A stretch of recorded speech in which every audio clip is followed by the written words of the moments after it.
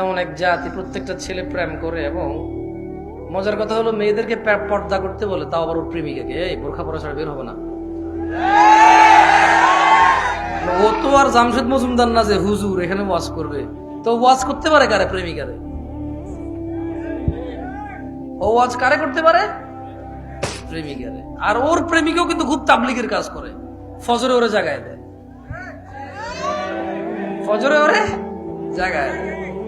এমন এক জাতির সামনে আসছি, এমন এক সময় আমি নিজে এমন এক মানুষের পরিণত হয়েছি, আর আমার সামনে যারা আছে এমন একটা সময় এসে উপনীত হয়েছি, আল্লাহ আশ্রয় দান না করলেও উপায় নাই।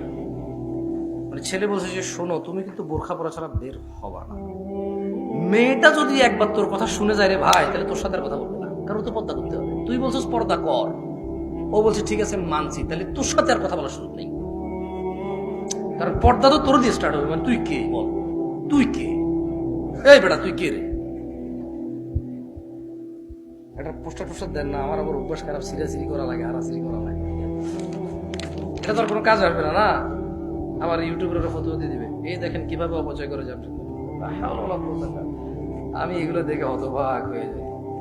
এরা জানেই না এদের এক পয়সা উপার্জনের জন্য কত মানুষ গান শুনে আর নাচ দেখে অ্যাডভার্টাইজ ইউটিউবের। ফ্রিল্যান্সার। সুদ যখন ইন্টারেস্ট হওয়ার পর আর সুদ মনে হয় না ওর।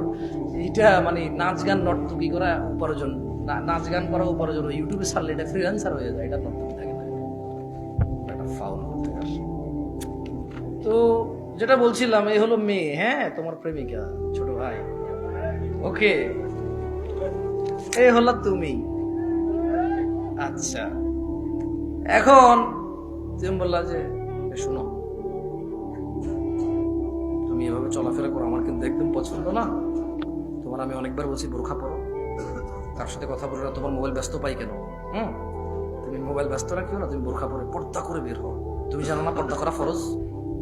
ছোট মানুষ, মেয়ে, এইটি পড়ে, নাইনে পড়ে, তেমন দিন সম্পর্কে জানে না, ওর বাবা মাও জানে না। আমি ওর দোষ দেই না, আমি ওর দোষ দিই।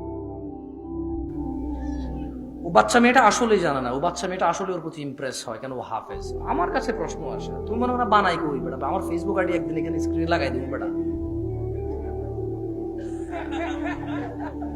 আমার ফেসবুক আইডি দেখে একটু দূর সরাতে, তো ওই আমার ফেসবুক আইডি একদিন এখানে স্ক্রিনে দিয়ে আমার কাছে যে মেসেঞ্জারে যে আসে, হ্যাঁ